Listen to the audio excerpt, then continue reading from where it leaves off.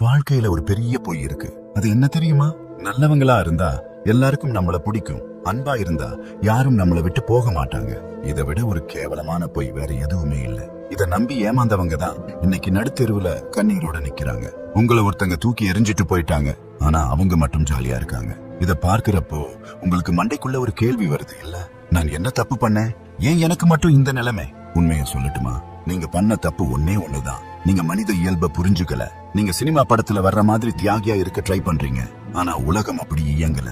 இந்த உலகத்துல ஒரு எழுதப்படாத விதி இருக்கு. யார் காலில் விழுகிறார்களோ அவர்களைத்தான் உலகம் மிதிக்கும். காயப்படுத்திட்டு போனவங்க என்னைக்காவது ஒரு நாள் ராத்திரி தூங்க முடியாம ஐயோ இவங்களையா இழந்துட்டோம் அப்படின்னு கதறி அழணும்னு ஆசைப்படுறீங்களா?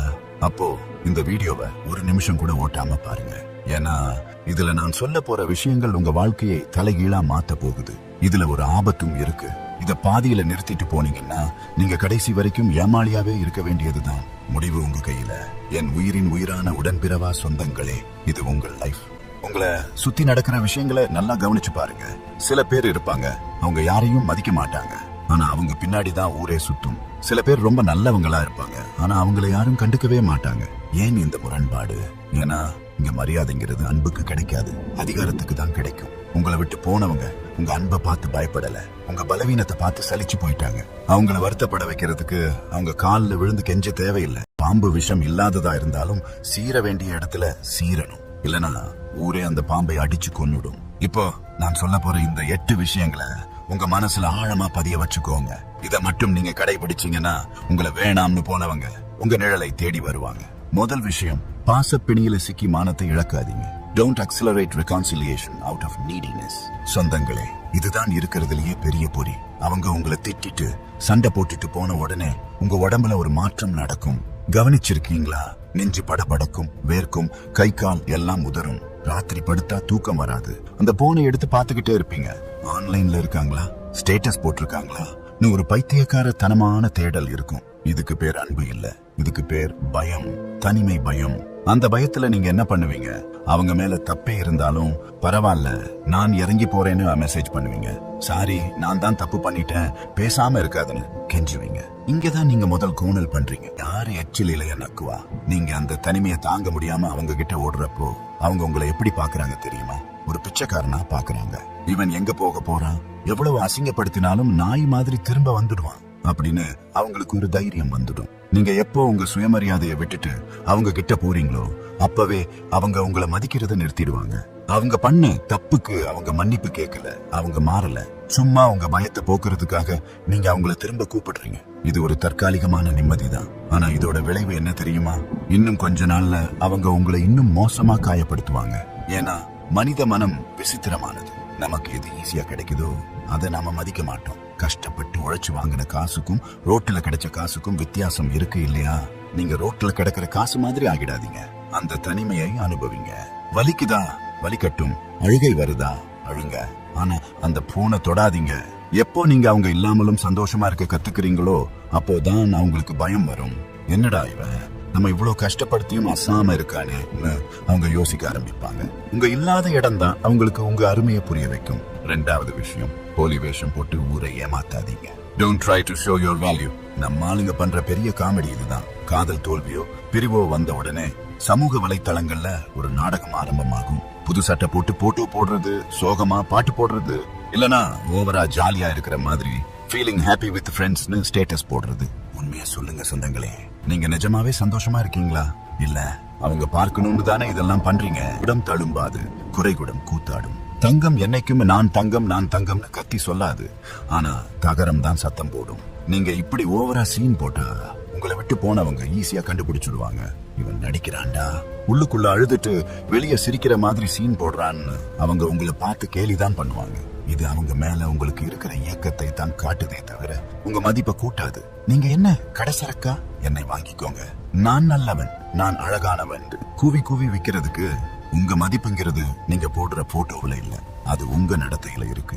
நீங்க எப்போ அவங்கள பத்தியே கவலைப்படாம உங்க வேலையில உங்க வாழ்க்கையில கவனம் செலுத்தி அமைதியா முன்னேறிட்டு போறீங்களோ அந்த அமைதியில ஒரு கம்பீரம் இருக்கும். அந்த மௌனம் அவங்களை கொல்லும். நம்ம போனதை பத்தி இவனுக்கு ஒரு கவலையும் இல்லையா? இவன் நம்மளை தாண்டி போயிட்டானா முன்று அவங்க பொறாமப்படுவாங்க. நிஜமான வெற்றி சத்தம் போடாது. மூணாவது விஷயம், ஒப்பாரி வைப்பதை நிறுத்துங்கள். Don't play the victim. ஐயோ என்னை ஏமாத்திட்டாங்களே, எனக்கு துரோகம் பண்ணிட்டாங்களே அப்படின்னு புலம்பி தவிக்கிற பழக்கம் இருக்க நிறுத்துங்க. உடனே நிறுத்துங்க. உங்களை அவங்க காயப்படுத்தினது உண்மைதான், உங்களுக்கு வலிக்குதுங்கிறது உண்மைதான். ஆனா அதையே நினைச்சுக்கிட்டு பாக்குறவங்க கிட்ட எல்லாம் அவன் அப்படி பண்ணிட்டான், இவ இப்படி பண்ணிட்டான்னு பழைய புராணத்தை பாடிக்கிட்டே இருந்தா உலகம் உங்களை எப்படி பார்க்கும் தெரியுமா? ஒரு தோல்வி அடைந்தவனா பார்க்கும். முதல்ல கேக்குறப்போ அச்சச்சோ பாவம்னு சொல்லுவாங்க. ஆனா தொடர்ந்து நீங்க அழுதுட்டே இருந்தா இவன் எப்ப பார்த்தாலும் இப்படித்தான் லூசு பையன்னு சொல்லி ஒதுங்கிடுவாங்க. இங்க ஒரு சூட்சுமம் இருக்கு. இத டபுள் பாயிண்ட்னு சொல்லுவாங்க. நீங்க அழுதா பலவீனம்னு சொல்லுவாங்க, நீங்க அழாம இருந்தா கல் நெஞ்சக்காரன்னு சொல்லுவாங்க. அப்போ என்னதான் பண்றது? காயத்தை எதிரிகிட்ட காட்டாத, அவன் அந்த காயத்துல தான் அடிப்பான். நீங்க சோகமா இருக்கிறத பார்த்து உங்களை காயப்படுத்தினவங்க சந்தோஷப்படுவாங்க. பரவாயில்ல, நம்ம நினைப்புல தான் இருக்கான்னு அவங்களுக்கு ஒரு திருப்தி கிடைக்கும். ஆனா நீங்க அந்த கண்ணீரை தொடச்சிட்டு நடந்தது ஒரு விபத்து, இனிமே நான் ராஜாவா வாழ்ந்து காட்டுவேன்னு கெத்தா நடந்தீங்கன்னு வைங்க. அப்போ அவங்க யோசிப்பாங்க, இவளை நாம இவ்வளவு கஷ்டப்படுத்தினோம், ஆனா ஒரு துளி கூட கலங்காம பீனிக்ஸ் பறவை மாதிரி எழுந்து நிக்கிறாளே, இவ சாதாரண ஆளு இல்லைன்னு பயப்படுவாங்க. அந்த பயம்தான் அவங்க மனசுல குற்ற உணர்ச்சியை உண்டாக்கும். நீங்க அழுது தீர்க்காத விஷயத்த உங்க மௌனமும் கம்பீரமும் தீர்த்து வைக்கும். நாலாவது விஷயம், துரத்தும் நிழல் ஆகாதீர்கள். Don't chase them. இது ரொம்ப ரொம்ப முக்கியம். ஒருத்தங்க நீ வேணாம்னு சொல்லிட்டு போறாங்க, ஆனா நாம என்ன பண்றோம்? ப்ளீஸ் என்னை விட்டு போகாத, நான் செத்துடுவேன், நீ இல்லாம எனக்கு யாரும் இல்லைன்னு அவங்க பின்னாலேயே ஓடுறோம். இத கேளுங்க, நீங்க யாரையாவது துரத்துனா என்ன நடக்கும்? அவங்க இன்னும் வேகமா ஓடுவாங்க. இதுதான் இயற்கை விதி. நீங்க அவங்க மேல அன்பு வச்சு ஓடுறீங்க, ஆனா அவங்களுக்கு அது தொந்தரவா தெரியும். கிடைப்பதற்கு அரிதாக இருக்கும் பொருட்களுக்கு தான் மதிப்பு அதிகம். தண்ணி தாராளமா கிடைக்கிறப்போ அதோட அருமை தெரியாது. பாலைவனத்துல தான் தண்ணிக்கு வைரம் மாதிரி மதிப்பு. நீங்க அவங்க கூப்பிட்ட உடனே போறது, மெசேஜ் பண்ண உடனே ரிப்ளை பண்றது, அவங்க காலில் விழுந்து கிடக்கிறது, இதெல்லாம் பண்ணீங்கன்னா நீங்க ஒரு மலிவான பொருள்னு அவங்க முடிவு பண்ணிடுவாங்க. யாருமே மலிவான பொருளை பொக்கிஷமா பாதுகாக்க மாட்டாங்க, தூக்கி போடதான் செய்வாங்க. கொஞ்சம் மாயமா மறைஞ்சு பாருங்க. அவங்க வாழ்க்கையில இருந்து விலகி நில்லுங்க. அவங்கள தேடாதீங்க. அவங்க உங்களை எதிர்பார்க்கிற இடத்துல நீங்க இல்லாம போங்க. அப்போ ஒரு மேஜிக் நடக்கும். ஏன் இவன் நம்மளை தேடல, ஏன் இவன் மெசேஜ் பண்ணல, ஒருவேளை நம்மளை விட சிறந்த ஆளு கிடைச்சிட்டாலோ அப்படின்னு அவங்க மண்டைக்குள்ள 1000 கேள்வி ஓடும். அந்த சந்தேகம் இருக்கு பாத்தீங்களா, அது அவங்களை நிம்மதியா இருக்க விடாது. நீங்க பேசாம இருக்கிறது தான் அவங்களுக்கு கொடுக்கிற மிகப்பெரிய தண்டனை. அஞ்சாவது விஷயம், நாடகத்தை நிறுத்திவிட்டு நகர்ந்து செல்லுங்கள். Move on without drama. உங்களை விட்டு போனவங்க உங்ககிட்ட இருந்து எதை எதிர்பார்ப்பாங்க தெரியுமா? ஒரு பெரிய சண்டைய, டிராமா எதிர்பார்ப்பாங்க. நீங்க அவங்கள திட்டுவீங்க, அவங்க உங்களை திட்டுவாங்க, தெருவுல நின்னு கத்துவீங்க, வாட்ஸ்அப்ல வசை பாடுவீங்க. இதெல்லாம் நடக்கும்னு அவங்க தயாரா இருப்பாங்க. ஏன்னா அப்படி நடந்தா அவங்க ஈஸியா சொல்லிடலாம், பாத்தியா இவன் ஒரு சைக்கோ, இவ ஒரு சண்டைக்காரி, அதான் நான் பிரிஞ்சு வந்துட்டேன்னு ஊரை நம்ப வச்சுடுவாங்க. ஆனா நீங்க அந்த வலையில விழக்கூடாது. இதுக்கு பேர் தான் ட்ரோஜன் ஹார்ஸ் வேலிடேஷன். அவங்க எதிர்பார்க்கிற மாதிரி நடந்துக்காம அதிர்ச்சி கொடுங்க. கோபம் வருதா? வரும், ஆனா அதை வெளியே காட்டாதீங்க. ஒரு மர்மமான புன்னகையோட சரி உன் விருப்பம்னு சொல்லிட்டு அந்த இடத்தை விட்டு கௌரவமா நகர்ந்து போங்க. எந்த ஒரு சத்தமும் இல்லாம, எந்த ஒரு ஆர்ப்பாட்டமும் இல்லாம விலகி போங்க. இந்த அமைதி அவங்கள பைத்தியம் பிடிக்க வைக்கும். இவன் மனசுல என்னதான் இருக்கு, ஏன் இவ்வளவு அமைதியா இருக்கா, ஒருவேளை நான் தான் தப்பு பண்ணிட்டேனோ அவங்க குழம்பி போவாங்க. உங்க மௌனம் அவங்க மனசாட்சியை குத்தி கிழிக்கும். சண்டை போட்டா கொஞ்ச நேரத்துல மறந்துடுவாங்க, ஆனா அமைதியா போனா அது வாழ்நாள் முழுக்க உறுத்திக்கிட்டே இருக்கும். ஆறாவது விஷயம், சேற்றில் கல் எறியாதீர்கள். Don't seek revenge. கண்ணுக்கு கண் பல்லுக்கு பல்லுன்னு பழிவாங்க நினைக்கிறது முட்டாள்தனம். அவங்க உங்களை கேவலமா பேசினாங்கன்னு நீங்களும் அவங்கள கேவலமா பேசினா அவங்களுக்கும் உங்களுக்கும் என்ன வித்தியாசம்? நீங்களும் அவங்க லெவலுக்கு இறங்கிட்டீங்கன்னு அர்த்தம். சாக்கடையில பன்றி கூட சண்டை போட்டா என்ன ஆகும்? நீங்களும் அழுக்காவீங்க, பன்றிக்கும் ஜாலியா இருக்கும். ஏன்னா அதுக்கு சேருதான் பிடிக்கும். சிறந்த பழிவாங்கல் என்ன தெரியுமா? அவங்க இல்லாம நீங்க இன்னும் சந்தோஷமா, இன்னும் சிறப்பா, இன்னும் அழகா வாழ்ந்து காட்டுறதுதான். இப்போ உங்களை பார்த்து சிரிக்கிறவங்க இன்னும் ஒரு 5 வருஷம் கழிச்சு உங்க நிலைமையை யோசிச்சு பாருங்க. நீங்க ஒரு பெரிய வேலையில கை நிறைய சம்பளத்தோட ஒரு அழகான குடும்பத்தோட சந்தோஷமா இருப்பீங்க. அப்போ அவங்க உங்களை தூரத்துல இருந்து பார்த்து சே இவரை போய் இழந்துட்டோமே, அன்னைக்கு அவசரப்பட்டுட்டோமேன்னு நினைச்சு வருத்தப்படணும். நீங்க அவங்கள திட்டினா அவங்க உங்களை எதிரியா பார்ப்பாங்க, ஆனா நீங்க ஜெயிச்சு காட்டுனா அவங்க உங்களை பார்த்து வியப்பாங்க. அந்த வெற்றி தான் அவங்களுக்கு கொடுக்கிற மரண அடி. உன் மகிழ்ச்சியே உன் எதிரிக்கு மிகப்பெரிய தண்டனை. ஏழாவது விஷயம், கோட்டை வாசல் காவலாளியாக இருங்கள். Not everyone deserves you. சொந்தங்களே, உங்க மனசு ஒரு குப்பை தொட்டி இல்ல. யார் வேணாலும் வந்து குப்பையை கொட்டிட்டு போறதுக்கு. உங்க மனசு ஒரு ராஜ அரண்மனை. அந்த அரண்மனைக்குள்ள யாரை விடணும், யாரை விடக்கூடாதுன்னு நீங்க தான் முடிவு பண்ணணும். உங்களை காயப்படுத்தினவங்க, உங்க அன்புக்கு தகுதி இல்லாதவங்க, இத நீங்க ஆழமா நம்பணும். என் காதல புரிஞ்சுக்காத அவங்க தான் துரதிர்ஷ்டசாலி, நான் இல்ல அப்படின்னு நினைங்க. ஒரு கழுதைக்கு பிரியாணி கொடுத்தா அதுக்கு அதோட அருமை தெரியுமா? தெரியாது. அதுக்கு தெரிஞ்சதெல்லாம் வைக்கோல் தான். நீங்க உங்க அன்பை வாரி வழங்குனீங்க, ஆனா அவங்க அதை மிதிச்சுட்டாங்கன்னா அது அவங்க தகுதி குறைவு. நீங்க ஒரு வைரம். வைரத்தை ரோட்ல போறவங்க எல்லாம் எடுத்து விளையாட முடியாது. அதுக்குன்னு ஒரு தகுதி வேணும். இனிமே என் வாழ்க்கையில நுழையறதுக்கு ஒரு தகுதி வேணும்னு நீங்க ஒரு கோட்டை சுவர் எழுப்புங்க. இதுக்கு பேர் இன்சைடர் ஸ்டேட்டஸ்.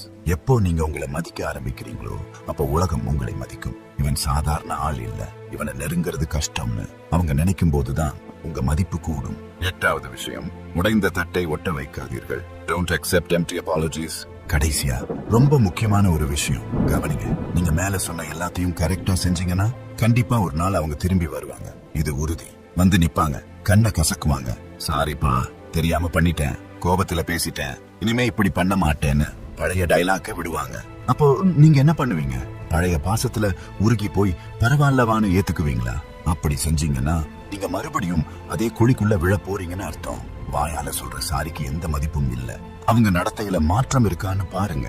நிஜமாவே திருந்தி வந்திருக்காங்களா, இல்ல அவங்களுக்கு வேற வழி இல்லாம டைம் பாஸ் பண்ண வந்திருக்காங்களான்னு யோசிக்கை. துரோகம் செய்தவனை மீண்டும் நம்புவது நாமே விஷத்தை குடிப்பது போன்றது. உடைஞ்ச கண்ணாடி ஒட்ட வச்சாலும் அந்த விரிசல் தெரியும். அந்த தழும்பு என்னைக்கும் மறையாது. மன்னிப்பு கொடுக்கலாம், தப்பில்லை. ஆனா மறுபடியும் பழைய இடத்தை கொடுக்கணுமான்னு 1000 வாட்டி யோசிங்க. ஏன்னா ஒவ்வொரு தடவையும் நீங்க ஏமாறும் போது உங்க ஆளுமை சிதைஞ்சு போகுது. நீங்க ஒரு பலவீனமானவரா மாறிடுவீங்க. கடைசியா ஒரு ரகசியம் சொல்றேன்னு சொன்னேன் இல்லையா? அது இதுதான். அவங்க மன்னிப்பு கேட்கறது உங்களை நேசிக்கிறதுக்காக இல்ல, அவங்க குற்ற உணர்ச்சியில இருந்து தப்பிக்கிறதுக்காக. அவங்க நிம்மதிக்காக தான் வராங்க, உங்க சந்தோஷத்துக்காக இல்ல. இத புரிஞ்சுக்கிட்டீங்கன்னா நீங்க என்னைக்கும் ஏமாற மாட்டீங்க. இப்போ உங்க மனசாட்சியை தொட்டு சொல்லுங்க. உங்களை யாராவது காயப்படுத்தினா நீங்க என்ன பண்ணுவீங்க? மூலையில உட்கார்ந்து அழுதுட்டு இருப்பீங்களா, இல்ல சிங்கமா சிலிர்த்து எழுந்து கெத்தா வாழ்ந்து காட்டுவீங்களா?